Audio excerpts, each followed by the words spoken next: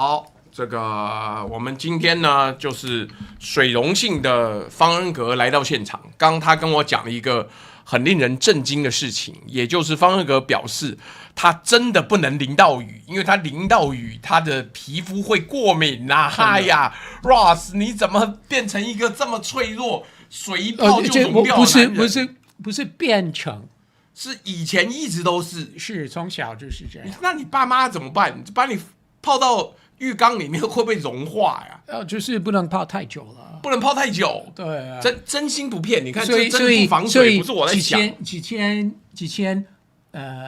朋友，拿水泼你就过敏了。不是要我们一起去海边玩，或者河边玩，或者北投泡温泉，如果要去北投泡温泉，千万不要随便跟他去，我都不行。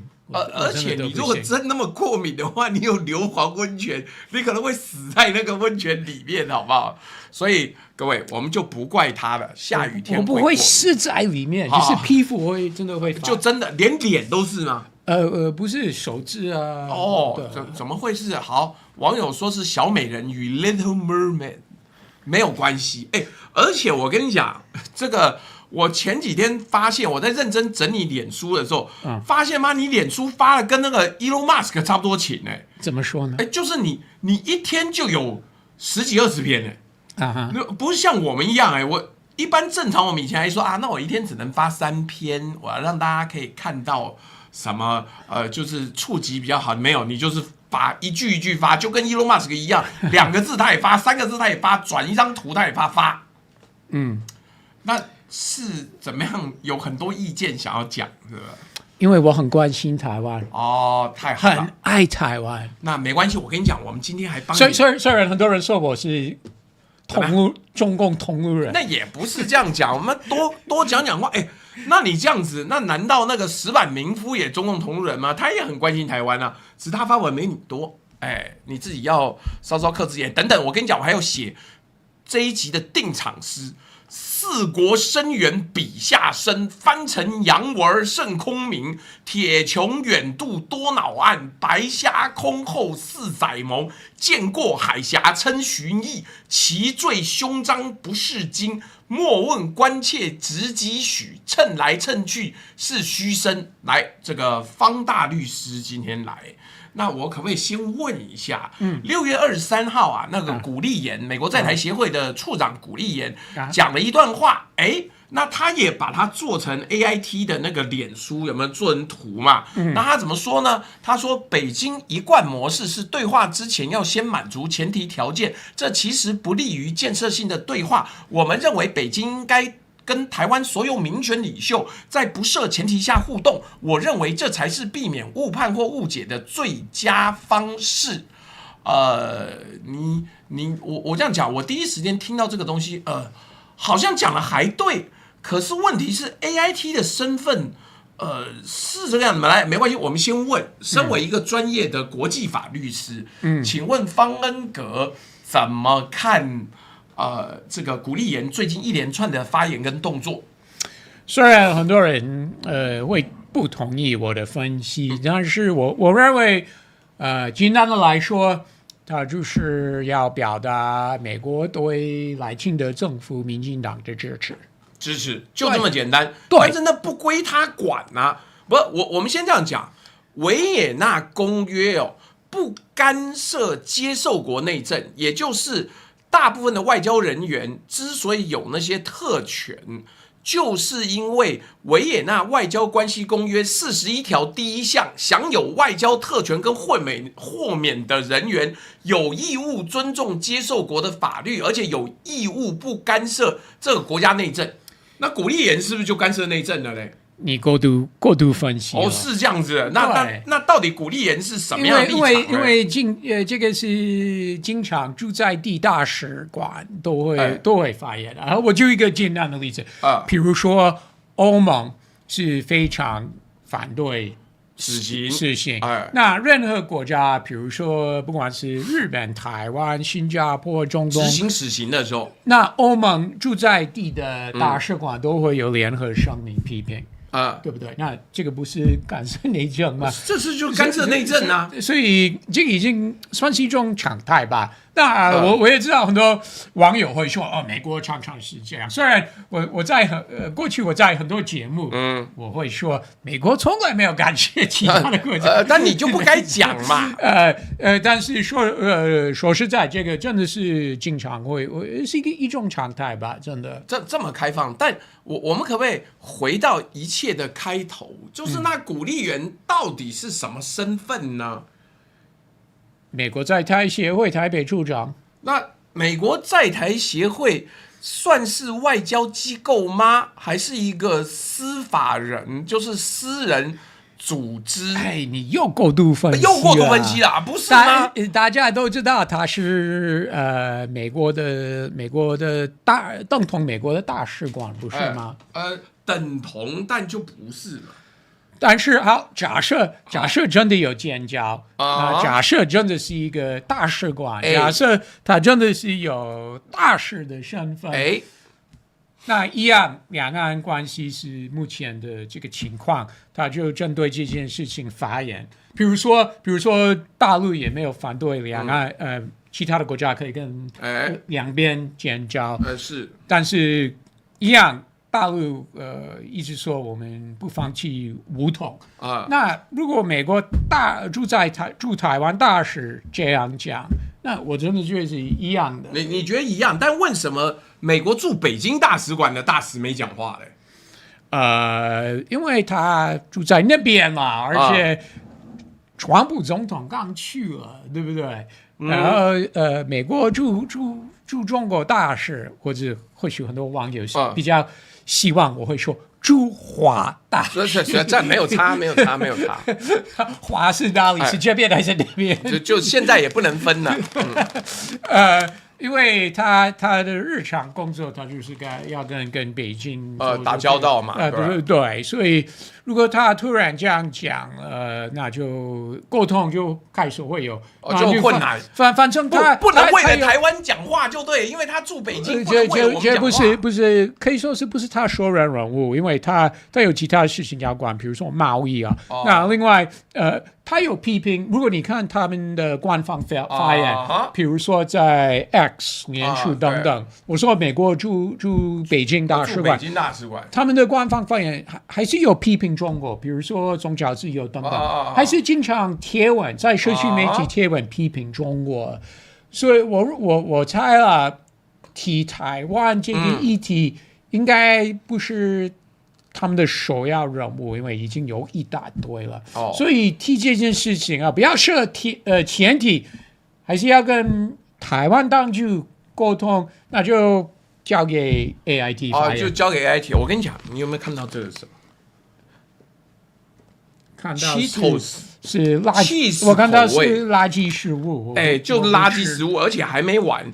就是因为你上次放我们鸟，网友特别抖内叫我买一大包在你面前吃，这就是小弟的一个新的工作。我今天的工作就是要进行一个，而且这我也没买过，2倍浓cheese口味派了一对分享包。好，等等，因为你的那个脸书贴的实在太多篇了，我们追回去另外一件事情，就是对岸在台湾东部海域有一连串的活动，对不对？有什么科研船啊、海警船巡逻啊，然后呢，外交部很开心，说欢迎与感谢美英法德4国近期关切中国侵扰我国东部海域之行动。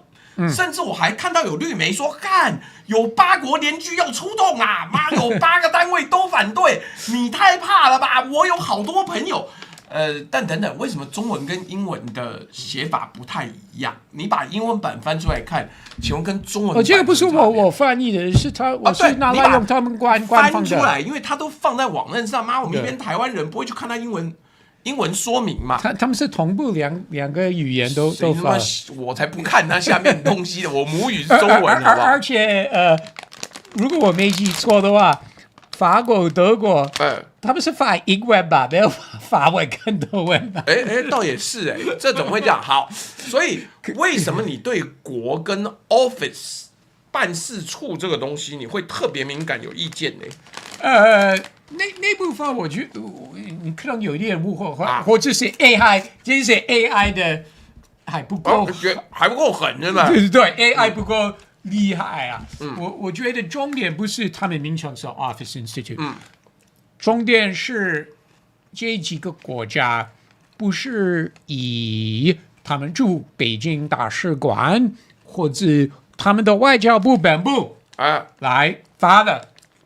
他是用驻台 office， 是他们是用他们驻台的，虽然是总统大使馆没错，但是如果你真的要批评北京的话，如果有3个选择，那一个是你的驻北京大使馆发的，第二个选择是你的外交部总部本部那边，就是在英国本土的外交部 ，Berlin、Paris、Washington D.C.，那第3个选择就是你在台湾的代表处来发。那如果要任选一，那你不会觉得用你台湾驻台的代表处来发的，用这个名义来发，不是最 weak 的选择吗？我可不可以问一下，你毕竟有国际法专业，我没有，我的工作就是负责吃这个cheese口，把那个味道吹过来。那请问用那个German Institute Taipei、French Office in Taipei、British Office in Taipei 和American Institute in Taiwan 这个的位阶发跟用英国的或者是住在不对那个母国的外交部或是内阁发，请问地位高度差别在哪里？我觉得这个不是法律国际法的问题，这是纯粹政治外交的问题。那是在什么状况下，他们自己的外交部不讲话，交给民间性质的办事处 office 讲话的？对，为什么？我们都知道为什么。但问题是，你一边讲出来啊，你一边要让台湾自嗨，但是你另外一边，你虽然你要向北京讲话，但是就是一种游戏吧，但是就没有北京会有点不满，但是你又没有那么不满，对，大家都知道这个是一个游戏，就是一个戏剧性的动作而已。外交部那么开心呢？说有4国关切，因为台湾就是这样，不管是蔡政府或赖政府，他们都是。一路以来就是这样了，一直以来都这样子。对，大家都知道啊，对，所以他们会非常自嗨。还有特定媒体不用讲名字，大家都知道是哪几家。就那几个嘛。刚才现在越来越多特定媒体啊，他们都会自嗨。那好，所以我们这样讲，那你发这种文对台湾的实质意义是什么？这个一个你说这几个国家，这几个国家的在台办事处，那当然是我刚刚说的，而是让北京知道他们有意见，他们有意见，当然有意见，他们不希望北京这样做，但是说实在，不会因为北京最近这样做，会有我说这4个国家，不会因为这件事情有实质的。动作就是我嘴巴讲讲而已，而且我是叫我等而下之的边疆的小办公室开个口，我没有真正的举国抵制啊，或是召集大使，然后表达抗议之意。或许我可以举一个例子，或许几个礼拜或几个月之后，美国或者这几个欧洲国家会突然。公布他们对北京中国中央政府相关单位，比如说海巡署，他们会抓几个名字，什么市长、科长，我不知道层级多高，怎么样？但是或许会抓几个名字制裁啊！为了这个，但是但是可能性也不大，但是不排除，但是即使这样做，那真的不算一个大的反应的动作，真的不算。好，那我们但是如果抱歉，我插嘴一下，万一美国、德国、英国、法国这样做的话，可以肯定一件事情，什么事？特定台湾媒体会很自然说有4个国家开口啦，4个国家听台湾。那我觉得 AI 对你的那个角度感觉比较偏弱一点，所以那为什么外交部写 American Institute 不加in Taiwan？这个我是觉得，我猜，因为我发现最近外交部的英文版，比如说他们在脸书发文，英文版有类似的错误是很多。今天刚刚我发另外一个，发现又有一个，对，那应该是说他们用 AI 越来越多了，就是做这个翻译。外交部用 AI 哦，你是说他会？妈，外交部的小编照说应该是双语小编吧？我猜他们还是有小编，但是先用 AI，那应该是小编没有太仔细的过目。问题是这个发言是代表外交部就发了。他重点来了，没有人在乎 Ross Feingold 方刚哥在你的节目说什么，这个应该是国民党来批评国民党。你不是一大堆留美国际关系学者吗？英文超好，我们上次有讨论，对不对？到底有多少人英文超好？对，应该你讲了王定宇，大家都觉得很不敢相信。其实他英文真的不错，真的假的？他有几个很厉害的地方。什么地方？譬如说把妹吗？但你应该叫他介绍那个，我讲我负责。你说的不是我讲我负责。对，你刚刚叫他介绍妹子给你啊，王立伟，你要告人告他，不是告我，好不好？不是啊，他这个东西是举国皆知，但是你别告的话，叫我的这次叫我的律师事务所，好不好？好，但你律师事务所是搞国际法的吗？我找到了被判更重。我们诉讼台湾诉讼很多，真假的？那你知道我们所长是谁吗？谁？叶清源律师啊，他的你现在已经到叶壮师那边去了。对啊。好，他不是打官司很厉害吗？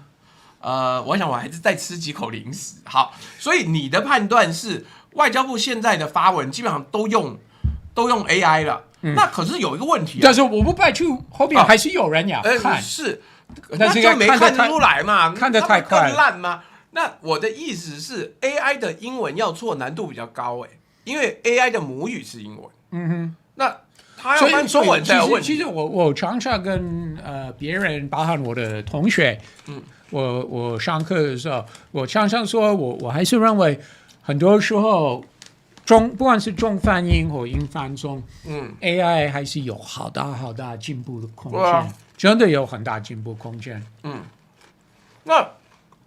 那我当然知道，可是问题是外交部以前是有专职翻译官的还有会请来一堆外国人，不管是哪一个语言，比如说英文、日文、西班牙文、法文，都有一大堆了。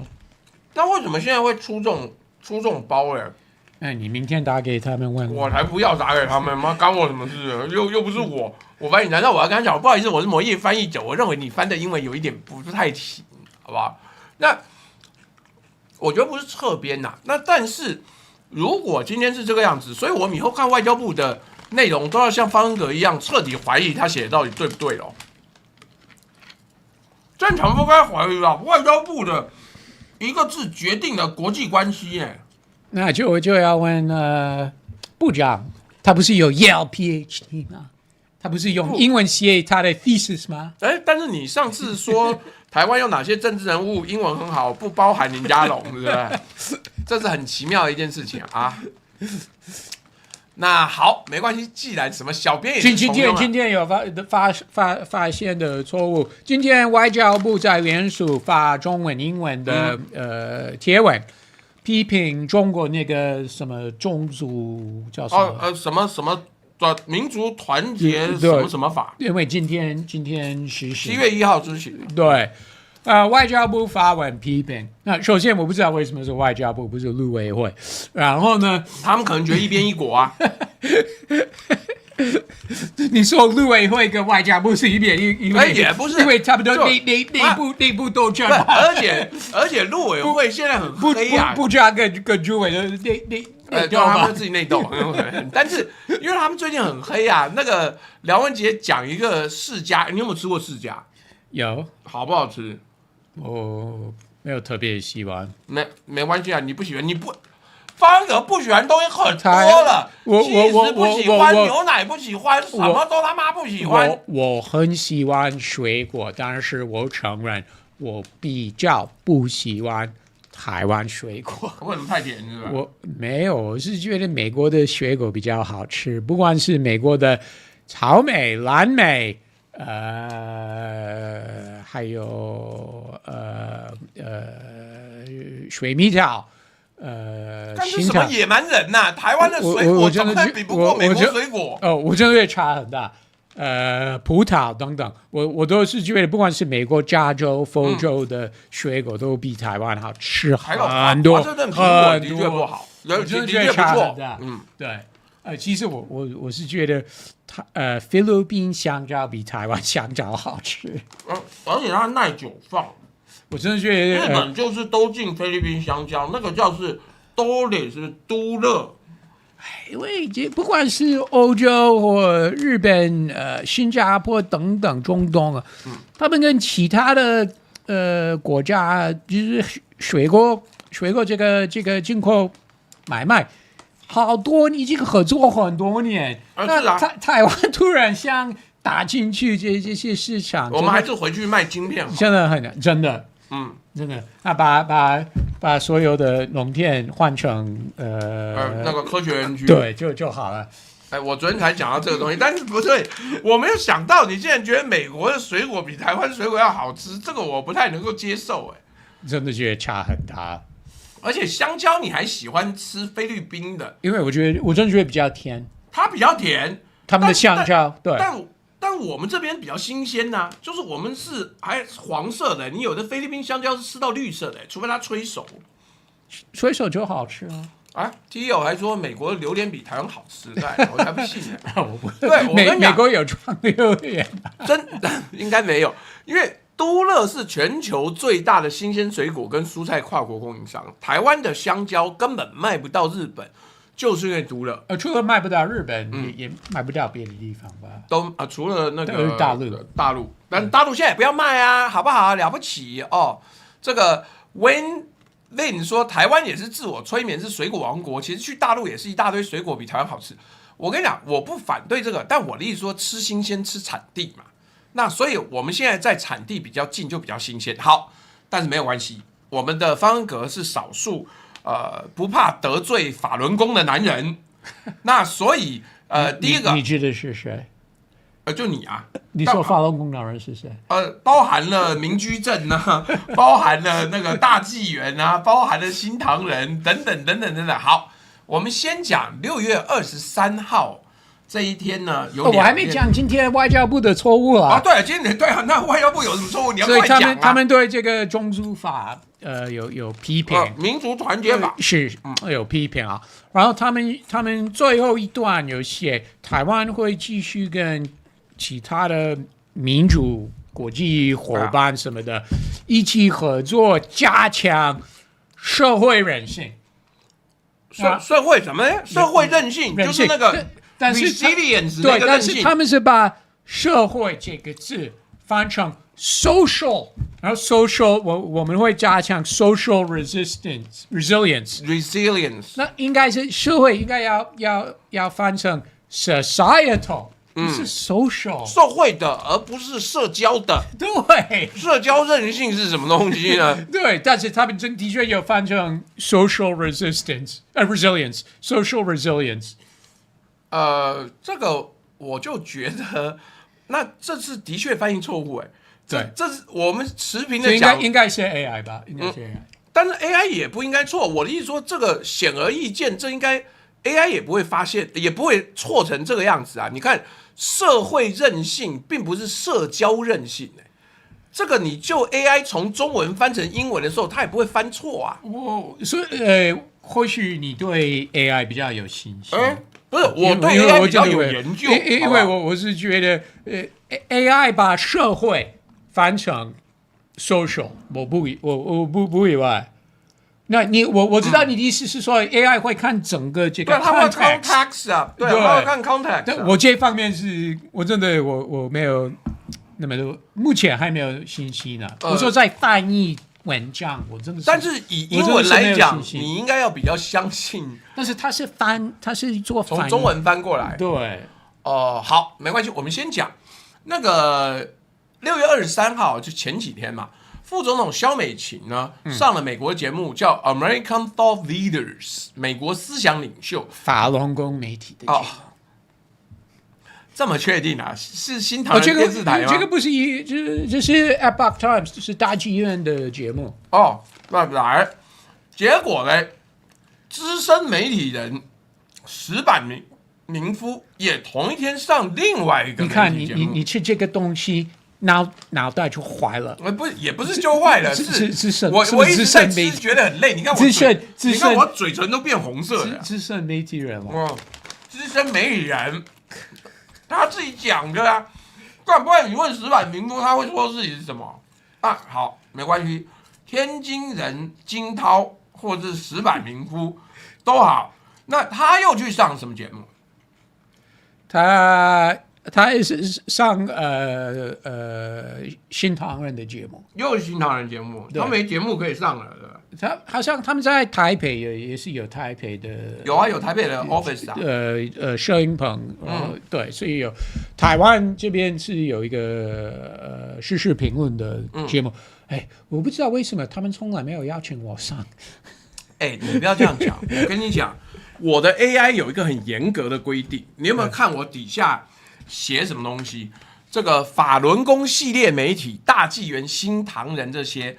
本台不引用他们的内容，我特别要求我所有的 AI 都知道，不准给我引用大纪元、新唐人，然后阿波罗网、什么明慧网，任何上面的内容你不准引用，因为不可靠。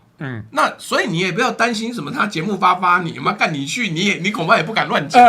他们纽约那边有一位记者，有一阵子他会访问我，会访问你，就是对中美关系或国际大新闻，真假的，但又没给钱。访问我，就是在文字稿，然后访问我，然后丢进去我一个 quotation 之类的，不是上节目了。对，但是那大概是2024跟去年的时候，最近没有。最近没有。对。那就人家不想要跟你访问了嘛？不知道为什么你不被喜欢了。社交韧性。我在他们黑名单吗？那个，我先讲一下，斗内有2篇。这个 Black Draco 说，台湾的国际支持等于傻逼找了几个嘴替，而且。人家还是愿意配合讲话，好吧？算这个钱算没有白给。然后 TOTW 说美国榴莲比台湾好吃。坏掉龙酒说请支持小飞侠黄色雨衣担任阿德巴老猪并按赞分享加群热推购买商品，请问老猪祝福打气谢谢。TOTW 说社交韧性没错，王姓立委的英文很好的，人家厉害啊，人家什么重点都已经花在那个上面来。所以他的确是有 social resilience， 他应该是 societal resilience， 不是 social 吧？这个我就不知道啦，因为他个人蛮放浪形骸的，算是一个过得很愉快的男人。那你看这个瓜喷我没错，我改天想要专门谈一下郭文贵，看被判30年你们的金融犯罪判这么重啊？因为他真的你们台湾人会用 A 钱，A 很多钱，他 A 很多，但所以他是被民事就判这么重，不是刑事问题，是刑事，是刑事，民事不能判刑，对不对？对啊，民事就球场啊，你应该不是很熟，我不是很熟，不好意思啊，那所以你不是个比是个刑事的。我都有走过，但是这个细节呢就很奇妙，来没问题，但是。邦恩格看到这2件事情，说副总统跟石板民夫同一天上了法轮功媒体，当然是 Hulu 的，但没关系，但是同一天上架，他同一天播出。对，那你觉得这看起来有什么状况？这是什么样的情形？大家都要了解，这个其实是跟古利人最近经常发言有，可以说不是有古利言也跟法轮功有关系？没有，我还没讲完，不是有直接的connection， 但是是有间接的关系，真的，因为川普去北京，然后一直讲习近平的好话，是啊，一直赞扬。习近平好，习近平好 ，He's a great leader. We're great friends. 等等，对，一直讲。而且其实他最近川普总统接受访问的时候还在讲了，对，还在讲，但是又骂台湾偷晶片。虽然川普有几次这样讲，他有其实他不川普这部分是可以说是他做的对。我的意思是说。他说：“我讲这句话，我知道，会惹怒一些人。对，他意思是在美国国内，包含共和党籍的国会议员，他知道，所以他已经有这个习惯。他会说，我知道，我这样讲会 piss off 一些人啊，有一些人会对我不满意。但是我还是觉得习近平是一个 good leader 啊，有他有加一个前提，对，那他开心就好，但是嘛，所以因为。”川普一直说习近平的好话，然后他直接说目前这个下一波的这个军购案，喊停了，然后对台军购案，然后他说不想派兵到那么远的地方，9500英里，不希望因为某个人搞独立，就引起战争。Okay.原来这个某个人是我们很熟的人。川普这的确认证了他真的有说一对算是对台湾不利的，或者对中友善，是对台湾不友善。说实在，然后是啊，这个是美国抗中保台人士，不管是国会议员或川普团队幕僚，或者。保守派的智库学者，对外围组织，比如说现在Mike Pompeo、Miles Yu 茂春，这些都在智库了，对不对？茂春还在智库啊，我一直在想他是被关了，你知道那个为什么被关了？那个谁，那个什么 Bolton 啊，那个 John Bolton 囚刑30年呢，因为他是带出去秘密文件嘛，对不对？但是。以前大家可好得很啊，现在忽然之间，我没有听说 Pompeo 或 Miles Yu 离开国务院有带出去，可能只是没有抓而已。机密文件。Anyway，那川普知道一堆人是对他这样讲是非常不满意，不建议他这样一直这样讲。但是川普自己想说什么，他就会说了，所以他一直说。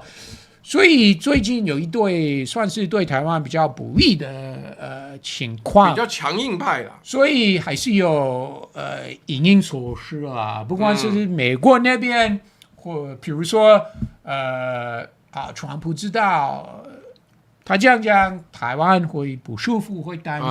我相信国务卿也直接跟川普说：“哎，老板，你想说什么？我知道你会想说什么，但是我还是要报告。”台湾很担，你这样讲，台湾很担心。那川普说：“好，你去处理。”那就国务卿就给鼓励人一个 green light，你可以上媒体听台湾，听来政府这样，所以鼓励人就这样做。那另外台湾这边，副总统就上美国保守派、MAGA派最喜欢媒体其中之一那种不上那个节目。那个就是大纪元跟川普不好的那一个记者，你说 Tucker Carlson？ 对啊 ，Tucker Carlson， 那为什么不上 Tucker Carlson？这个明确的理由，第一切割了，所以他上 Tucker Carlson 节目那就有危险，所以不敢。真假？你讲好像上得了，我才不信。但是另外比较重要的理由是 Tucker Carlson 是现在他。越来越 isolationist， 对不对？他就是孤立主义啊，所以没错啊，非常反对美国跟台湾有关系，美国跟以色列有关系。美国是派兵啊，它不是反对有关系，它是反对派兵啊哈，对，协防台湾。所以副总统上他的节目没用，真的是没用。所以副总统接受法轮功打击乐媒体这个访问，那当然是背后有人，我说美国保守派有建议，你很担心川普最近这样的继续发言。还有军购，暂停，那你就上这个节目，那这样的话，更多美国保守派会看到，会听台湾，会抗中保台，那就再转到白宫那边，就是还是会向白宫那边施压。但川普自己也不看啊，你们是不是太天真？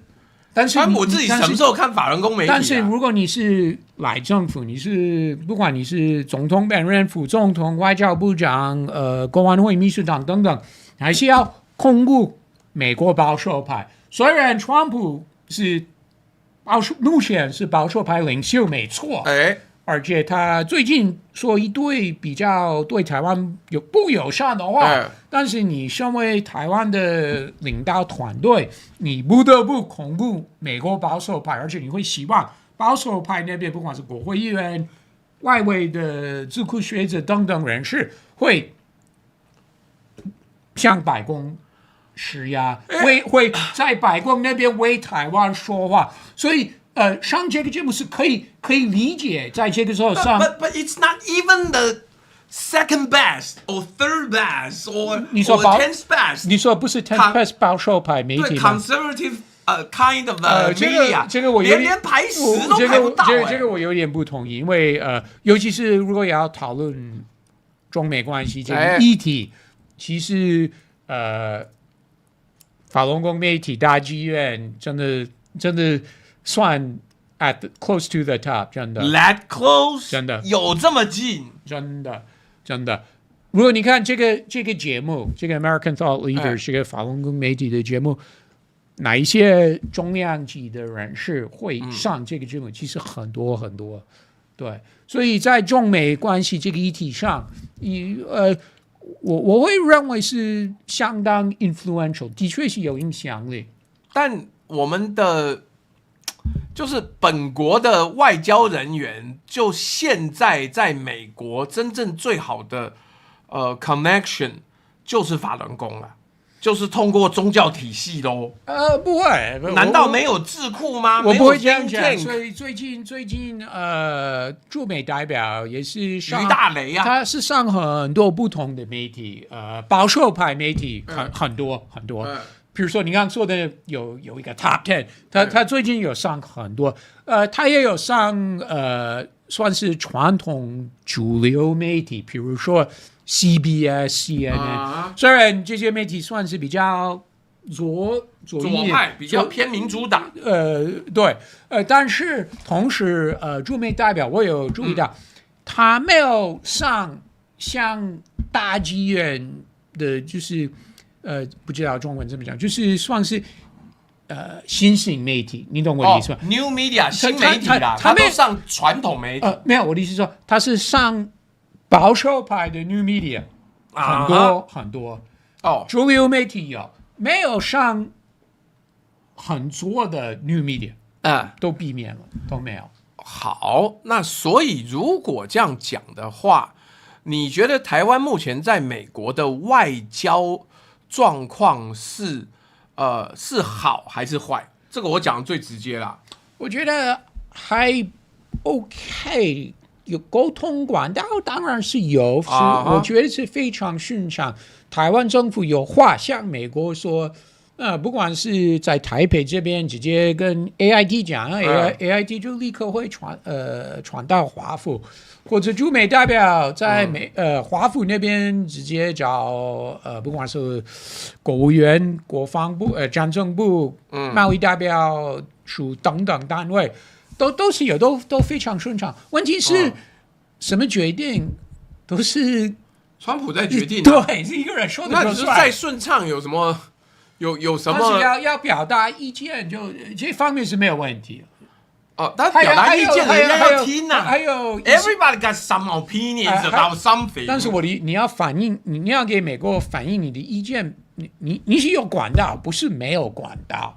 那你上了法轮功媒体，就代表你没有管道啊？这个我不同意，我是觉得，人家是建议在这个时候上这个媒体，你就会给我刚刚说的，不管是国会议员、智库学者等等，就是会给他们一个 push， 他们会向白宫反映，不要一直对习近平说这种话，或者中国不要一直 delay， 你早晚还是要核准这个第二波，因为去年12月，川普已经 OK 一个大的军购案，对不对？是，但核准没有交货啊。去年同意交货的时间还要很多年了。对呀，那这样子的东西就是嘴巴讲而已呀。但是问题是你还是需要总统同意第二批，对不对？不止总统同意，国务院也可以压。在这一条 command chain 上面的中间的每一个人都可以压。重点是总统说 OK 就会进行，对不对？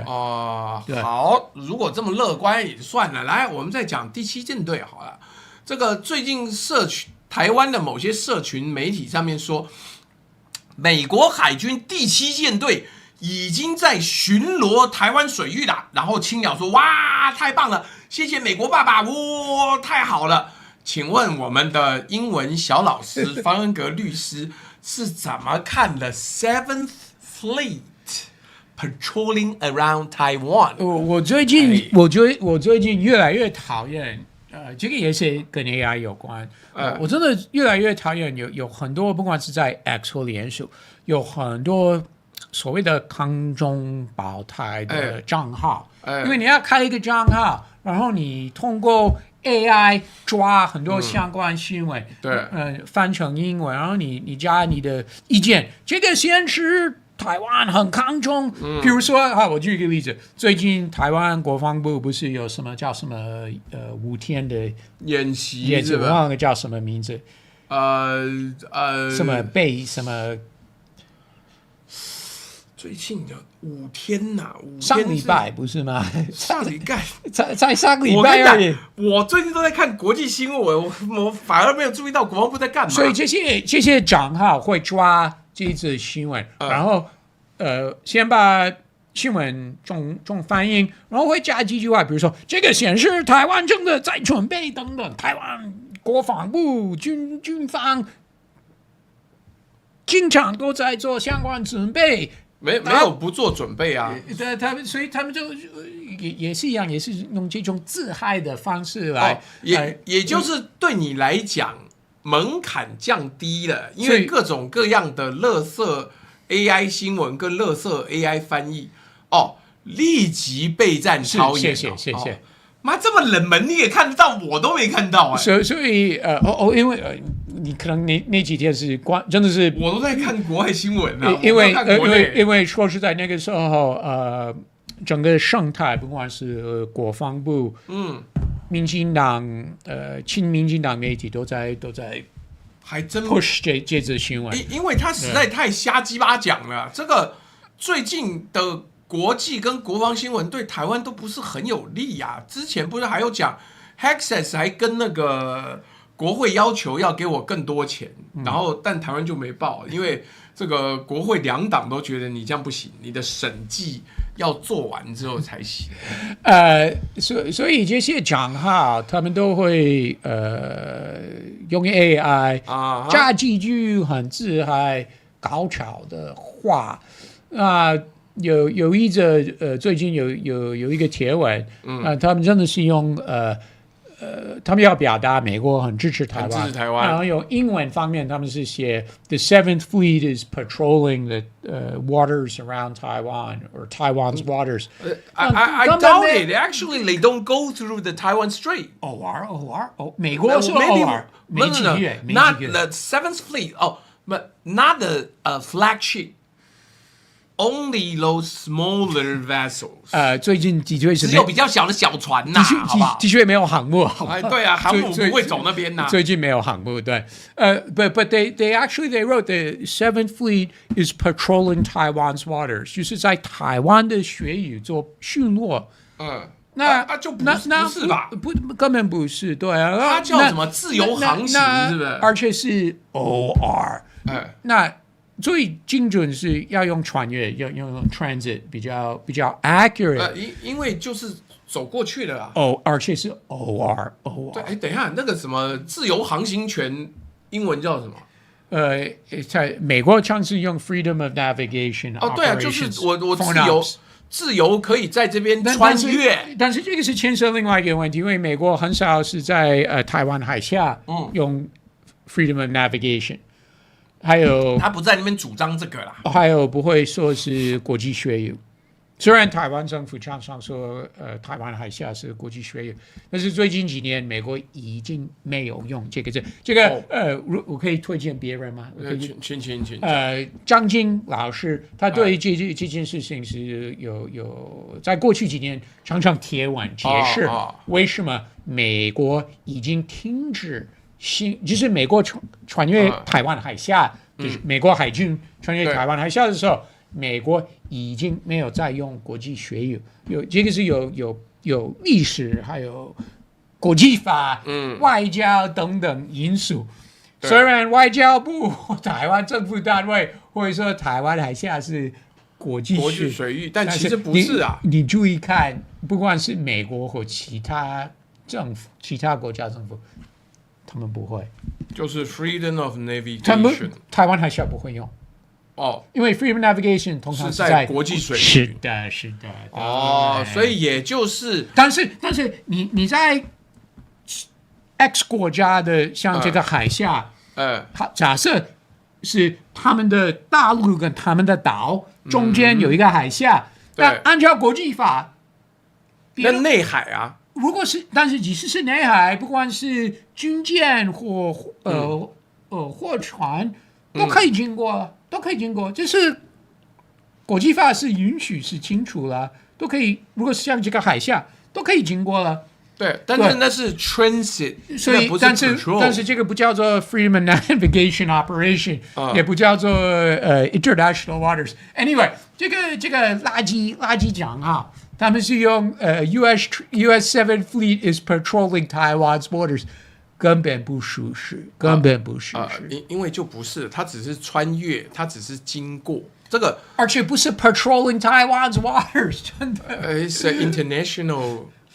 台湾海峡不是，但是他们的意思是不只是台湾海峡，他们如果看他们整段，他们的意思是除了台湾海峡之外。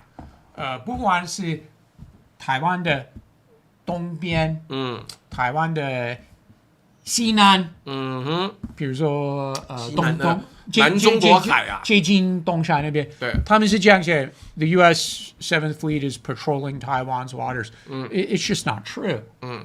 就没有啊，真的是就没有。那但是那个大家青鸟看了觉得很高兴，那不然你下次看到这个东西，你就问一下英文很好的王定宇。说怎么会这个样子呢？好不好？那所以这个台湾在这个部分放太多了。但等等，有大家一直要问铁穹了 Iron Dome 这件事情了。6月28号，以色列的 Rafael，这个字这样念没错嘛？对，拉斐尔公司呢，把一套防空系统，应该是 Spider。卖给罗马尼亚，金额超过20亿欧元，换算成美金大概23亿。那方恩格律师看到的这个新闻呢？嗨呀，你怎么说呢？你怎么看这个新闻？没有卖给台湾，就是重点了。可是我这样讲，我们都知道台湾政府最近几年花好多 energy，要说服以色列卖。相关科技系统等等卖给台湾，那到目前为止，以色列没有。其实我不懂因为感觉以色列驻台办事处有一段时间也跟美国跟台湾眉来眼去，而且《自由时报》常常在那个拉萨的时候，这是你的新闻来源吧？不是、啊《自由时报》你不知道吗？我不跟你讲，在北监的时候，《自由时报》最多份，所以你要跟他借的时候 ，always 有《自由时报》，其他份还不一定。那个他们的驻台办事处的代表常常投书给那个《自由时报》，他的言论版，那 opinion 的那个版，而且都会登。我在想说都会登，那是代表跟台湾的关系不错啊。他们常常在辩论说加萨那边是什么状况，怎么样。那所以这个是全球的动作，以色列所有的驻外大使，他们都要宣传，就是在战争期间，尤其是平民死亡人数越来越多，包含很多小孩，很多受伤，那就引起很多国际批评啊。是啊，所以所有的以色列驻外大使，都要这样做。这个就是在驻在地的各个大使，就像刚刚讲的嘛，你住在地没事不要得罪驻在国，那但是有必要替自己母国辩解的时候要讲。可是我的意思是说，《自由时报》让他登啊，也就是他投书，《自由时报》可以不登啊，但他让他登，表示台湾对以色列是相对友善的。对，自由时报愿意登呢，就是也是一种供应链啊，就是自由时报再让政府啊，就是帮忙政府啊。是啊，好，那为什么这个关系感觉双方一路走高，但是走高到最后偏偏不卖 Iron Dome？罗马尼亚那个案子啊 ，Raphael 做的 Spider 啊。跟那个 Iron Dome 都是 Raphael 的产品，那他的一卖给罗马尼亚23亿美金，是以色列国防史上第2大的军售案，那仅次于卖给德国的剑3 Arrow 3，是一个大气层外的拦截飞弹系统，所以很贵。我不得不说，很难想象80年前这2个国家杀死多少犹太人？倒是现在买以色列的没想到忽然间进入历史环节了。那个时候 Romania 也是 ，Romania 也有吗？也是叫什么轴心国哦，对他那个时候也是轴心国，所以。你知道，我觉得最妙就是方恩格对这个轴心国啊，跟同盟国非常在意，但全世界只有一个国家，当年是同盟国，现在抢着要当轴心国，要不要猜一下是哪一个国家？当年是同盟国，当年是轴心，当年是同盟国，结果现在这几年抢着要当轴心国。有几个啦？有几个？你最熟哪一个呢？你的意思是，我不知道你是从哪一个观点？因为美国那边很多人会说是中国哦，但中国当年是同盟国因为很多人会说中国已经是变成一个 fascist country。你看，那是现在。但你知道为什么我会这样讲？是因为或者很多人说是俄罗斯。赖校长最近提到2次世界大战结束的时候，都用终战，the end of war。对，但是同盟国都用 Victory Day， 是胜利日。那我们都知道为什么。当然嘛，赢了当然就说胜利啊。我说我们都知道为什么来政府来总统这样讲，那就是他想要成为轴心国啊。他不想得罪自民党你不得罪自民党，你也可以不要讲中战啊。那时候台湾是被占领国，然后后来中华民国把拿回来之后，他是站在同盟国位置，那是胜战，那是 Victory Day。怎么搞得很伤心的样子？这到底是怎么搞的？我不懂我是喜欢站在民进党政府从来不喜欢讲这个历史或 connect out 这个历史，对不对？可是我个人是喜欢站在胜利那一边多好，谁不喜欢站在胜利那一边？但是对他们来说，国民政府是外来政权啊，又来，但他现在又认同中华民国，但好，但是所以你有没有发现？所以你应该没有发现，因为你都没有看国内新闻。我现在变成都你在看国内新闻，我都在看国际新闻。今年已经从大概3月到最近一直来总统，已经很多次在不同公开活动啊，一直。今年是1996年第一次总统是直选这个30周年这件事情，他一直讲，而且一直讲就是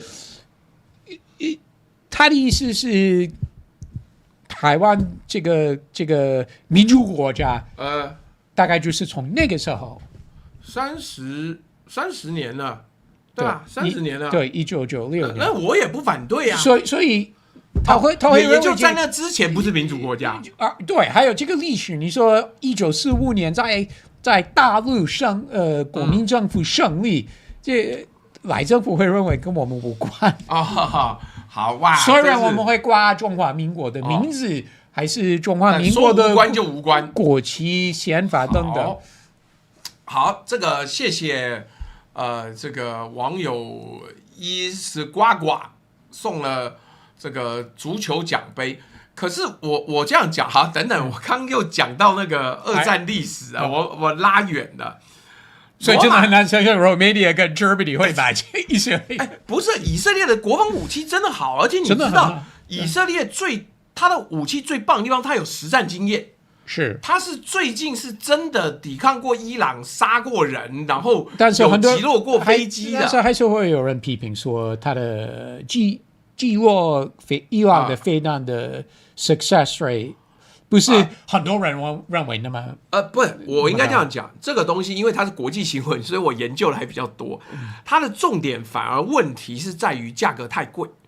就是你今天守方基本上是我跟你讲，守方的数字有时候甚至难看到，这不是因为技术问题，是大概要7:1，就是来犯一个这个要打到你的环境或指定目标的飞弹，你可能要用7倍的火力那请问台湾需要？这个就不用讲了，台湾需要的这种1:7的火力，可能全世界没有国家能提供，但那个以色列的武器持平而论是真的好。没有那么多的国家卖武器是有实战经验的，那以色列有，所以以色列卖也很好，台湾也很支持，但为什么就不卖我们？你方格你自己说公道话吧，到底什么时候卖给台湾呢？我常常说这个问题是由一个人来决定，又一个人啊，那就是以色列的总理。那不管是现任的内塔尼亚胡，或者如果败选，因为过几个月要选举，就10月的时候，那或者会提早，不一定。为什么要提早？要看情况啊。那现在都还在打仗但是如果他觉得提早会利于选举的胜选的情况，他就会提早，他有这个选择。但是最晚就是10月份。anyway， 这个是由总理决定了主要考量是他愿意不愿意 destroy 伊中关系。因为如果真的卖给以色列跟中方的关系也很好，如果你卖给台湾的话，那你真的会 destroy 这个，你不能等同，美国也是卖武器给台湾，没有完全 destroy 中美关系，完全不一样，完全不一样。以色列真的决定卖这个东西给台湾的话，那中国的反应真的会比如说立陶宛同意台湾设一个台湾代表处，中国的反应会大好几倍。你意思就是，如果真的以色列也加入要卖武器的状况，老共那边搞不好会断交我不排除要到这么严重，对不对？当然会召回大使，一定会召回吗？那个谁，立陶宛都没有召回了，立陶宛是直接中国有召回结束但是没有再派一个。对啊，是没错啊。然后有请立陶宛的驻北京立陶宛的大使，请你离开。不是你这个立陶宛不用说，就是渣男呐、外交界我没看过这么渣的国家，他国家也不大，但他手段很下流。但是中国对以色列真的会有非常非常强硬的反应，所以就真的不可能买就对了。我觉得以色列不敢，真的不敢。好，那既然方恩格都这样讲了，那我们就相信他不敢。但是有一件事情我觉得不懂，就是环展计划。然后《自由时报》写了一大堆，为什么你会骂这么凶？说什么你把这个台湾人当白痴？环展计划也就是一个AI 的就是有点像长白计划，就是我们的那些雷达可以都通连在一起，不烂啊！你干嘛那么生气？就是你刚刚说的理由啊，就是TB 就是问题不是这个问题啊，对。好，来这个 Palantir、这个字我是应该没有念错，因为好歹 Palantir 是哪一个作品里面出来的？不知道，魔戒 The Lord of the Rings。你知道，我对 Lord of the Rings 一点兴趣没有。这没关系，但是因为最近很多的武器商都是从 The Lord of the Rings 出来的，Anduril 也是。好，但不管这个 Palantir 呢。是一个在美股里面很奇怪的一家公司啊，就是做军事情报、做 AI 应用的，是矽谷里面少数的右派新创公司。但是川普回来执政，科技公司愿意也都变右派了。对。好，那这个妙了，因为 Palantir 呢，在网络商店里面呢，要卖台湾的国旗的布章。就是 Taiwan flag patches， 就是缝在背包外套上的徽章。对，他们有网络商店，然后他们会卖就是他们的 customer 的国旗。是，那为什么呢？因为 Palantir 有说啊 ，Taiwan represents our sixth largest market for merchandise sales。台湾是商品销售的第6大市场。那这个方恩格。到底为什么觉得不爽呢？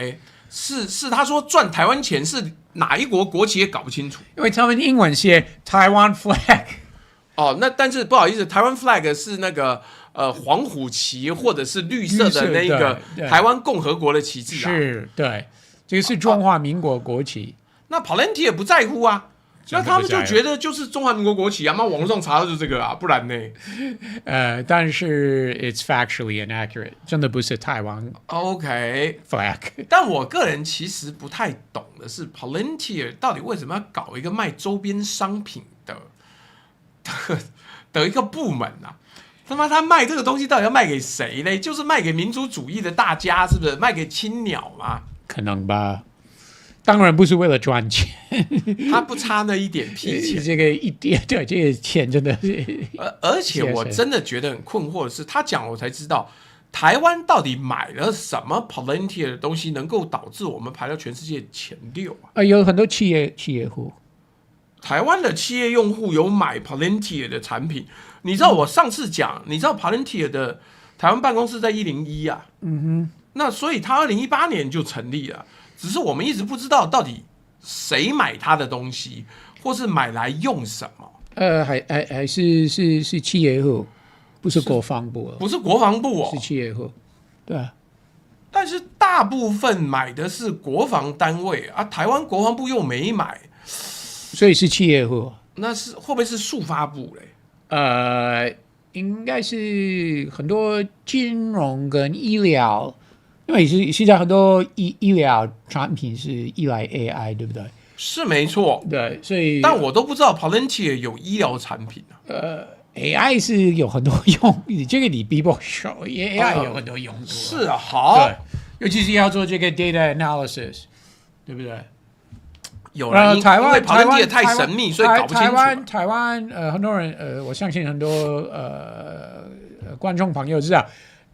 医疗不管是药品或医疗器材研发，台湾是一个非常非常好的地方，因为我们有大数据啊，是的，我们有那个健保，全民健保，对，对，所以企业界是可以拿到这个资料，对，做很多研究了。对，以前就是这样，那现在因为AI 越来越发达，所以做这个医疗方面的研究，台湾真的是一个非常非常 ideal 的地方。那像不管是 Palantir 或者其他的 AI 的公司，他们的商品台湾蛮有这个必要使用。而且好像如果照这样，第6大市场我们买很多因为 Palantir 的大市场一定就是五眼同盟嘛，那美国、英国、法国，然后欧盟，然后也许有加拿大。那这样加一加，我们排前6名，算是很前面的。那所以好了，没关系。那我要再讲啊，前面我们问过了，那个环展计划呢，是台湾自己国产的防空指挥管制系统升级案，说年底要完工，是台湾之盾的 AI 智慧大升级等等。我现在忽然间想到，台湾之盾根本还没做出来，好不好？那你升级它的雷达跟统合系统是要在吹什么？那他用的这个自由时报报道说啊，这个引进了最灵活的开放式架构 AI 直管平台，就像 Anduril 的Lattice。看我有一个潜在的感觉，想要念 Lattice，因为我晚上还没有吃那个不是 lettuce，对，没有吃沙拉。好。那他的意思是说，这个东西好棒，可以把不同厂牌、不同年代的武器全部连线在一起，然后直接算出哪个目标最危险，要派哪颗飞弹拦截最省钱、几率最高，直接下达最佳派工指令。那这个东西呢，我先这样讲，我先讲一下我的看法，因为我查了这些资料，第一个秒同步是不可能的，这是美国都做不到，因为你要把不同厂牌、不同年代，甚至数位跟类比的武器系统全部连在一起，连美军自己都做不到。看你说台湾做到好，也没关系，而且才短短的计划时间，实行这个计划几年之内就做到了。好，那也就是Anduril 的 Lattice， 看这好难念。那拿来做比较，人家 Anduril 是靠 Lattice 赚钱的，结果你说台湾就像是这样子，不好意思也没买。那我们像 Lattice 不代表我们的能力是 Lattice， 而且更重要的是，即使是 Anduril 的 Lattice 也没有面对过饱和攻击呀。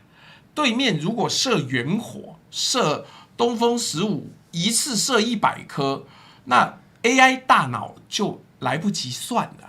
Even Anduril 都没有面临过这一个最坏环境的时候，就随便。所以方恩格看到他这样子的写法，为什么对这个报道这么的不开心？我刚刚说的，其实我还是觉得重点是你飞弹多好，不管你系统多好，对，你要拦截他们的。我们没有可拦截的拦截弹，好不好？那么多飞弹了，就这么简单了，真的。那很简单呐，这个而且美国一直延宕也没卖啊，所以我们自己做不出来，也就没有可以。跟我这边补充一下，免得你不知道。拦截弹呢是有专门的飞弹的，爱国者3型、标准6型，这些是专门的拦截弹。那你的雷达就算全部可以统一，就算全部可以分辨，没有东西可以去打它，那也是没用。你总不能叫我们把方恩格丢上去吧？哇，方恩格咻好，所以顶多这个好，你做这么晚好假设，系统真的有这么厉害，这么厉害，这么完美，都统合9的不同空军、海军、陆军不同系统，全部加在一起都厉害。好，都做得到，都已经做完了。好，你手上当天飞过来的时候，你手上有这个资料。你没有飞弹，我没有武器啊！美方自己都打到伊朗，都打得快空了呢。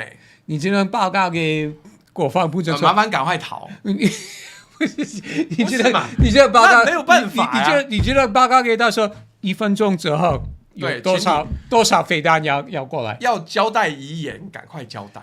有几千个要过来，我们只能拦截多少？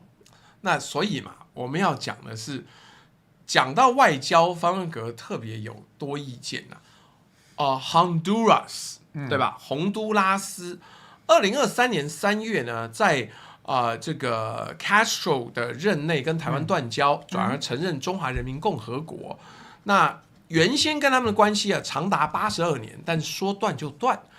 但问题是，最近媒体一直在那边讲来讲去，各种放话说那我们也可以跟洪都拉斯再谈谈，我们也愿意买他的这个白虾，但是这到底是怎么一回事？为什么搞到洪都拉斯外交部直接在社群媒体上公开澄清了？谢谢兔兔不爱胡萝卜的斗内，那这是怎么一回事？因为这个断交总统他是左派，他是一个前总统的夫人，对。那个时候他的先生执政的时候，被 Honduras 的右派推翻了。推翻推翻是民主投票还是政变？政变酷。对，然后就是右派的政变。台湾支持那个时候台湾支持你今天节目开始之后有问我这个 Geneva Convention 还有什么干涉内政等等。对啊，这干涉内政台湾为什么要去干涉内政？以前我们还救海地总统夫人台湾在建交过都会干涉内政，大家都知道了。那他一直对台湾有这个仇恨，而且不开心嘛，他搞我。他先生被赶走之后，那有一阵子是右派执政，对右派是镇压，左派台湾一直在支持右派的，而且右派总统贪污对，不民主等等。虽然川普是特赦前总统。但是他真的很贪污，真的是涉嫌运毒等等。那 anyway， 这个 Castro 左派总统，早就说如果他当选总统，很有可能会跟台湾断交，跟PRC 建交。是啊，后来他真的有遵守承诺对，那结果因为他们有人期规定，不能做议员了。他的其实他做的10年选民，虽然他有选上，但是对他的表现越来越不满，那就产生他的政党左派政党的提名人，真的是没有希望，就变成说这次的总统大选是有2个不同右派人士在竞争了，2位右派。结果没左派死光了。他只有最后我忘了，他最后也拿到20%左右。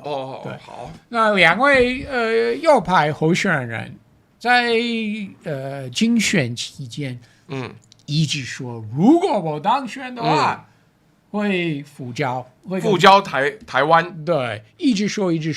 所以Asfour当选之后。一直有传言说他会跟大陆断交，而且很多人认为美国在背后很支持他这样做，那如果因为他右派，川普也是右派，那川普也是已经有几次公开发言支持这个新任总统Asfour，所以不管是因为非法移民方面，或者毒品方面，对，那川普真的认为，或者抗中，他们比较配合对，川普政府包含 Rubio 国务卿都认为这个Asfour是非常配合美国政策，对，所以美国在背后是支持他跟大陆断交，所以一直有这个传言，对，但是到目前为止还没有做而且更重要的是。台湾就不知道怎么搞，我们已经讲了好几年，说什么自从跟我们断交之后过去的几年洪都拉斯水深火热啊，白虾农有没有多可怜啊？你怎么可怜，我怎么可怜？洗了好几年呢，洗到我打开新闻，因为我点了之后，就变成我都会一直看到这个新闻，各种各样白虾，感觉洪都拉斯其实它明明就是香蕉跟咖啡豆最多，结果台湾的媒体上面它只有白虾，而且白虾卖不好就全国失业大倒霉。那但是我不懂的是海鲜他们的白虾如果价格那么合理，还有好吃的话，你不需要尖椒。我的意思是说，照卖啊，对台湾的进口商可以不需要尖椒。台湾跟大部分的国家没有尖椒，我们也买他们的东西，还是买他们的东西。对，所以如果他们的白虾那么好吃，价格好的话，而且已经合作很多年，已经有这个销售通路，出口商那边的出口商跟台湾这边的进口商都已经沟通非常顺畅等等，但为什么没有继续买？那当然，因为有民主议价，你知道，这个叫 democracy bonus。什么意思？我们买的价格根本不是合理价格，我们买的价格是加了一大堆钱之后去买，然后洪都拉斯大赚钱，但是台湾人，你说台湾政府是给补助吗？是给谁？很多人那边的补助。就是我们买洪都拉斯的虾比市价要贵很多。那这个钱呢，是谁赚走？当然是洪都拉斯跟台湾关系好的虾农。所以等到台湾断交之后呢，台湾政府就不补助了，所以他的虾就只能卖到一般价，那就没有赚钱。所以台湾以前是卖一堆很多人的白虾，那断交之后，这个 quantity 台湾是哪里买的？随便去别的地方买，比如说之前那个你知道 Honduras 在南美洲，它的竞争对手白虾的竞争对手都在南美洲。它原来是出口很多到墨西哥去，结果被它的 Ecuador 好像是厄瓜多还是哪一个国家抢走了，因为它就更便宜、更好，然后更新鲜，所以厄瓜多抢走这个市场之后，洪都拉斯又少了台湾之后，它的白虾市场就没有。但是你知道我们在那边讨论洪都拉斯的白虾本身很白痴，因为它最大的市场是咖啡，还有香蕉，白虾是第4还是第5大的产品的时候，为什么我们只看白虾？因为台湾只买白虾，我们也没办法买咖啡豆，我们也不能买香蕉，不需要，对，我们自己有，所以就变成是这个我们只能讲白虾，但是这个讲久了就很北七呀，就是那它的白虾既然好，我们断交就不买，表示这是外交白虾嘛。那外交白虾它本来就不该赚啊，谁叫你要断交啊？断交就没有这个影响力。就真正的问题就是台湾不停的报，Richard Xi 说贵3美元，1公斤贵3美元。那请问那多3美元谁出的？你说呢？那当然不是我啊，对不对？但所以嘛，这就变成这个样子，说我们有付了额外费用，但是后来没付了，你就一直，我跟你讲，台湾的媒体在报这个新闻上面，很像分手的前男友跟前女友，他唯一就是希望对方过得不好。而且台湾一直说，大陆本来说台湾买的 quantity 大陆就会买。但是结果大陆没有。我跟你讲，实际上那个真正状况我也去查了，没有要帮对岸讲话，是你要用台湾卖的那个价格卖给大陆，大陆不买啊。他说：“妈，为什么比市价贵那么多？我们没有要买贵市价那么多的东西，我们要照市价买。”然后洪都拉斯不卖就挂了。所以啦，那这个政府出对不对？好，那不，还有说冰美式一杯涨到4.9元人民币。好了，简单讲，方哥，你觉得洪都拉斯未来会不会回来？不排除，但是我不得不说，我是少数公开说我不建议台湾接受。就他回来也不接受。他回来的话，首先大家都知道，台湾要出一大笔钱。那当然了。虽然外交部一直说我们台湾没有做这个金钱外交，就是金钱外交就是金钱外交然后呢，下一个总统，下一个总统会不会断交？不知道，真的是不能排除。他们不是你花钱，你用钱买的东西就不会持久嘛？你用钱买一个朋友，不是真正的朋友。对呀，大家都知道。那这个可是我的意思是说，台湾在这边闹到洪都拉斯的外交部特别出来讲，是不是我们做过头了？正常不应该这个样子吧？因为索尔新任总统一直说他在考虑复交，那台湾有自己的动作，就开始跟他沟通，眉来眼去，这个是可以理解，这个我不能责怪台湾，当然是开始一个沟通管道，但是这个沟通管道不管谈多久，还是有一个重点，就是 it's always about money. It's about money. 就是台湾愿意给很多人多少钱，大家都知道，这个不是民主国家站在一起，这个都是钱的问题。还有另外，大家也有看最近有很多相关新闻，就是很多人欠台湾很多钱，这个要怎么处理？我相信Asfora 总统当然是提这件事情。我们欠你如果没记错的话是4亿美金，那你要打折，你要给我多少折扣？都在 always 在问这个东西。好，对，那我真的是不建议他。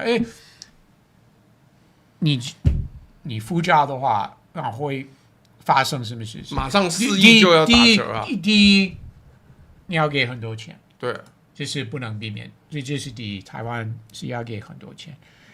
第二，很多人在一些国际组织，会为台湾发声有屁用？他们又不是主要国际组织，最多都讲个话而已。对，我就是要说这句话。所以不管是在世界卫生组织、联合国，还有国际民航组织或 Interpol 等等，对，年度大会 ，Honduras 跟瓜地马拉、Haiti。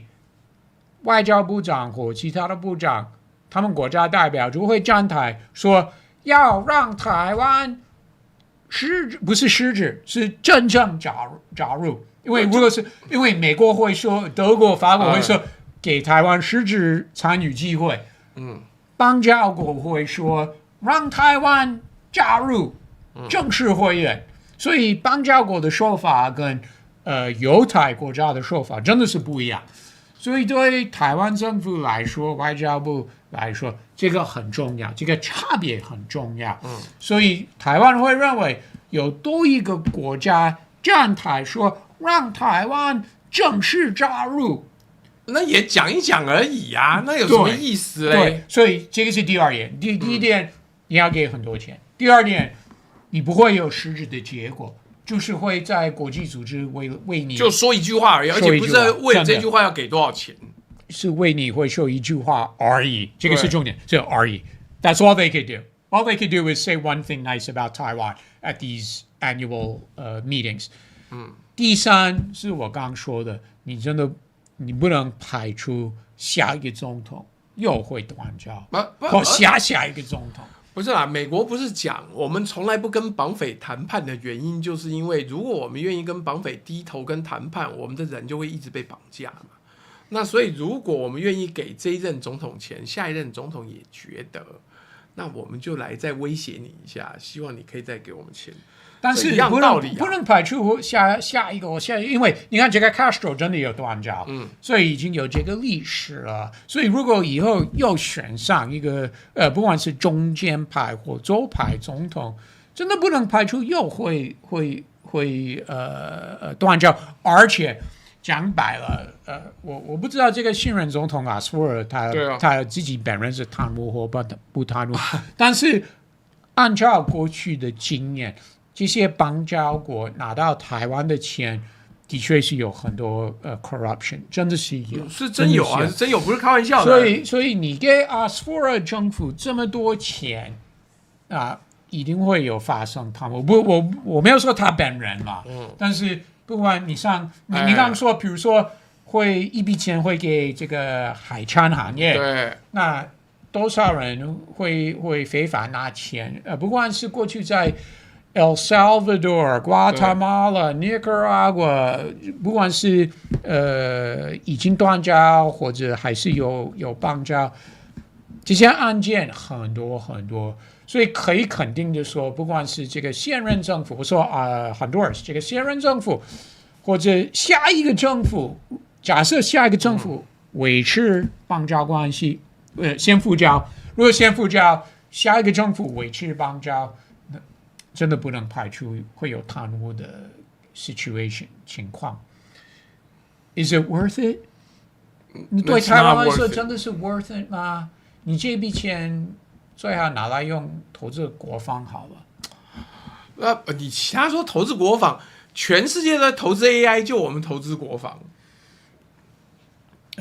但是投资国防还是要做的。我没有说不要做，但是。这个状况在一个 AI 紧锣密鼓在做竞争的状况下，我们花了太多钱在国防上面。那我要讲的是啊，方安格还对于这个蔡英文最近的国际活动有意见，他去参加了一个活动，然后说跟Hillary Clinton 一起合照，然后台湾的青鸟又说这是外交大突破。那请问方安格又有什么意见？能够跟 Hillary Clinton 同框，我就站在旁边，或者我从后面经过，那也不错啊。为什么方安格还是不满意呢？首先，民事跟我忘记是三立或自由是吧？这两家用外交突破。那另外一家是同框同框好像联合报写同框，不，这就是银学，这有什么了不起的？我觉得这个根本不是一个突破。Hillary Clinton 是前第一夫人、前参议员、前国务卿、前民主党提名人、总统提名人，而且都是10年。以上的钱，所以对很多年以前，也赖总统也是现任总统，所以哪有外交突破？而且我在贴文有提到这个算是女性领袖高峰会，但是现任者参与的人数真的不多，有几个国家有派什么次长级 Deputy Minister 之类的，然后世界贸易组织 WTO 的总干事，她是女性，对 Director 嘛，Director General 对，她有参加，但是我看到的新闻说，如果说是有一些 All Star VIP 中央级的现任女性政治人物，最有名、最中央级就是她，就是 WTO 总干事，那就是当中某国家的现任总理没有参加。或许我不知道 off the top，我不知道目前多少个国家有女性的总理有高市早苗啊，Sanai Takashi 没有参加。那这个就妙了，而且我这样讲，我直接问Ross。台湾当年是挺 Hillary Clinton 的呢，对，我们是挺 Hillary Clinton 给予川普迎头痛击耶。2016年Hillary Clinton 获得提名的时候，因为那个时候他是跟 Bernie Sanders 对在初选民主党初选竞争，而且非常激烈的竞争。对，最后 Hillary Clinton 胜出了。蔡总统他是2016年1月份选上，5月份就职。对，那大概在5、6月份，民主党初选过程结束，Hillary Clinton 胜出。那个时候也是在共和党初选，川普最后胜出。那个时候，大部分的人，不管是在台湾、美国、全球，都认为 Hillary Clinton 会我那时候也是这样认为的。Hillary Clinton 会选上，就有少数人认为川普会选上，而且说实在。蔡总统身为一个女性，当然是挺女性，也是对，也是希望美国会有第一位女性总统，还有呢，说实在，两位也是偏左的概念，是，那萧美琴也是偏左，她非常偏左，对，她非常左，除了中国议题之外，蔡总统跟 Hillary Clinton 对很多不同议题。概念的想法是很像是，是啊，不管是气候变迁，这个绿色能源，堕胎权，对 LGBT 权等等，反死刑等等，这个我不是批评，我是讲实话。他们是偏左的概念嘛？这本来民进党就偏左对，民进党本来就是偏左。虽然有这个长老会的支持，他们很多议题他们是算是保守一点，非常保守。但是整体来讲，民进党是一个左派的政党。所以那个时候 Hillary Clinton 蔡总统真的是希望。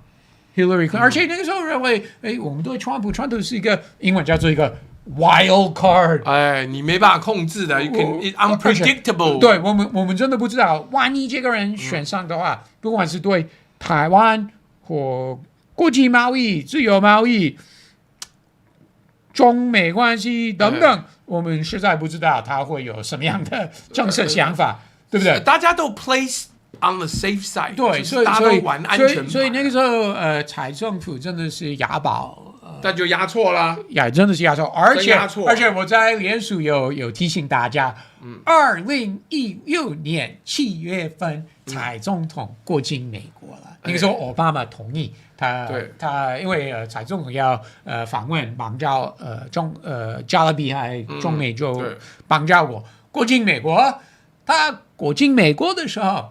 有跟谁通电话 ？Bill Clinton 有跟 Bill Clinton 通电话。对，然后他跟 Bill Clinton 通电话的时候，他特别说：“我祝你夫人顺利当选。”讲出来了，是吧？对，总统府新闻稿有写了，不是我自己说的。好，那当然，川普就不开心啦，对不对？当然，很多人会说。蔡总统跟 Bill Clinton 这样讲，算是你们台湾人说是什么客套话？是客套话。好 ，being polite。好，我可以理解是一种客套话。当然是蔡总统也可以不用讲了。那你可以他就可以简单的说，恭喜你夫人获得提名。对，祝他。竞选过程顺利，愿强者得胜。但是他会当选顺利的这个字，所以因为他当选，川普就是落选啦。而且如果真的是客套话的话，没有押宝，比如说如果人家要说 Ross 你错了，是客套话，他没有押宝。好了，那请问。为什么蔡总统在过境美国的时候没有跟川普讲话？夫人，对，因为他是跟 Bill Clinton 讲的，对，然后想 Bill Clinton 祝他的夫人顺利当选。那为什么蔡总统没有跟对方政党提名人的伙伴？对，为什么没有跟川普夫人祝他丈夫顺利当选？为什么没有跟 Melania Trump 通电话？没有电话号码吗？没有，很有可能。不，但当然，所以蔡总统那个时候真的是押宝，站错边的啦。对，真的是押宝 Hillary。不，而且更重要的是，川普当选，他又突袭打电话给川普，搞得川普后来很不高兴。但是我不得不提醒大家，2017年川普刚上任的时候，他跟目前一样，一直说习近平的好话。对。习近平那年4月份，如果我没记错的话，是4月份、April 有访问 Mar-a-Lago， 有。然后川普在11月份是访问北京，所以的确那个时候也是有一阵子川普没有明确抗中保台，但就是在2018年没有达到在贸易方面没有达到川普要达到的目标。就发动所谓的贸易战，然后呢换国务卿，对，让 Pompeo 当国务卿的时候就开始这所谓的抗中保台政策没错，对，所以那个时候那蔡政府当然就押宝川普，所以在2020年川普对抗拜登的时候，蔡政府很明确。非常明确是押宝，川普连任成功，结果又押错，又押错，对。但是2024年赖政府是没有押错，他们是押宝川普，没有押宝贺锦丽，没有那个，因为拜登实在太惨了。但好吧，我一路把它拉到结尾，我们就直接讲了。方恩格这么熟共和党，请问在接下来台湾，你知道《经济学人》今天有一篇很新的东西，我不知道为什么台湾很多媒体是没有看到这一篇，还是怎么样？因为英文不够好，也不是，它是《经济学人》里面有一个专栏叫 Telegram，那 Telegram 就是一个熟华府政治跟国际政治人在写，他都是没有写作者是谁，但他说。这个现在美国的 allies 就是美国的盟友们已经开始学会要如何 bully 美国，要如何霸凌美国。他说，这个我要说的是完整引用。他说，《经济学人》讲说，台湾的这个高层政治人士，那当然不是蓝营的政治人士，在闭门会议里面在考虑要不要拿台湾开战之后的。晶片断供来威胁川普，让他愿意负起责任。你看了不起了吧？台湾现在 we are learning how to bully Trump because we want to let Trump know we can make you hurt。我不懂这个逻辑，我也不懂啊！干他，我应该这样讲。我个人根本不相信民进党有这个种拿这个东西来威胁川普。但是怎么威胁我还是不懂。就意思就是，你不来保护我，你一直说这个习近平很好，然后你一直不卖武器给我，我只要一开战，我所有晶圆、所有晶片通通都停了，你就完蛋了。这个不是台湾政府能决定，因为如果是开战状态的话。那飞机不能飞了，因为大部分晶片都是用空运，对不对？所以如果两个打战，那当然晶片不能输出飞不出去，而且还没完哦。这个不是台湾政府决定的，不只是这样，因为只要一开始包围，我们就没有天然气。我们就没办法发电，所以我们连做都做不出来，已经不是飞不出去了。所以我真的不懂这个逻辑是台湾政府怎么霸凌美国的，这个跟川普无关。我到时候把那一篇寄给你看，就是那也不是威胁川普，而是他说台湾内部政治高层人士已经在讨论这件事情了。但是有一件事情是，其实我觉得台湾的外交国防有很多不能说的秘密。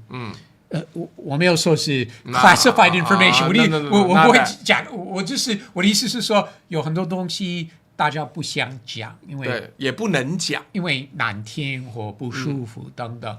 比如说，国防部台湾是卖很多武器，是为了大家想讲，是不想讲。对，我们就是为了要守到最后一兵一卒，因为打那个不会赢的仗。因为如果真的有100%信息没有相战的话，那你就100%都会买军舰海，对啊，都会钱都给海军，不会给陆军。你买很多东西给陆军，是因为你真的认为大陆会成功登陆了。好，不要讲。那另外一个算是不能说的秘密，就是说，假设大陆保卫台湾，对，假设台湾政府投降，第二天，台湾不管是哪一个行业，就会恢复继续，就恢复继续啊！当然了，我们要赚钱他们对大家也要赚钱，大家也要上班了，而且这个也是我也不是为了大陆说话，但是那我知道很多人认为大陆会想把所有的设备带回去，不会炸，会炸掉，不会科学园区，其实是很多美国专家说是美国是美国要炸，好不好？要炸，对，那当然，如果明天台湾是变成一个香港，就是一个大陆统治的行政区，那晶片输出他们有这个决定权，那很有可能是还愿意卖，但是价格会更贵。是没错。但是我真的或许人家会认为我有点太天真，但是万一真的统治台湾的话，还是就是企业界还是要恢复了。一定啊，就是要继续赚钱嘛。对，所以不能说晶片不会输出了，不能这样讲，事情没有这么简单。当然，大陆会介入了，对，所以美国也是跟以前不一样的地方是，美国政府也是投资大笔钱补助，对，就是在不管是 Intel、Samsung、TSMC， 在美国设厂了，那虽然这个量跟科技也不是最先进了，但是已经分散风险了，开始，对，那所以对，所以我觉得你不能用这个很诈识性的角度，这个不是我要这样用啊，去问民进党我没有说你，啊、我不管是学者们，因为我的确有看美国学者也是这样讲，对，就是抗中保台的美国学者说，因为没有镜片，对，美国一定要到位。但是你像那打完就恢复啦。但是你这样讲，你知道你会惹怒谁了？像我们今天有提到 Tucker Carlson，就是要 isolationist， 那他们就会认为说，懂，我们是为了 Apple 或其他的 Amazon 或者汽车公司，因为汽车公司也是进口晶片，或是 Tesla。我们是为了企业界要保护台湾，也真的有这个，也是有这个风险，对，所以用这种方式霸凌美国，我觉得是不会成功。我觉得接下来就看其他媒体怎么报道了。好啦，那今天开心的终于把方恩格搞定了，也听他分析的一些东西。各位有空的话，可以多去看看方恩格的这个脸书，然后看看他的状况。那等一下，我们有一个传统的动作，就是我们要贴出来我们的这个斗内的狗皮膏药。然后你有没有看到那个？我明明就是喂给 AI 你的脸跟你的照片，但他坚持要把你做成这个样子，还不错。他可能觉得这样比较帅，还 OK。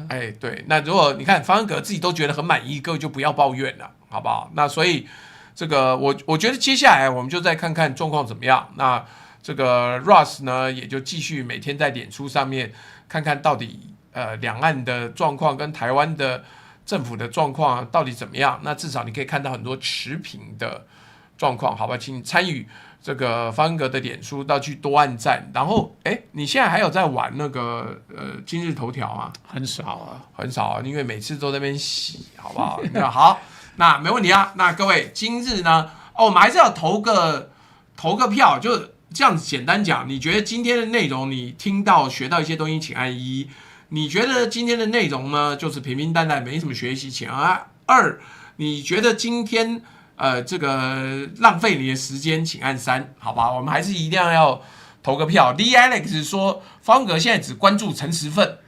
这个我的确有常常在关注他，对不对？对，我不否认。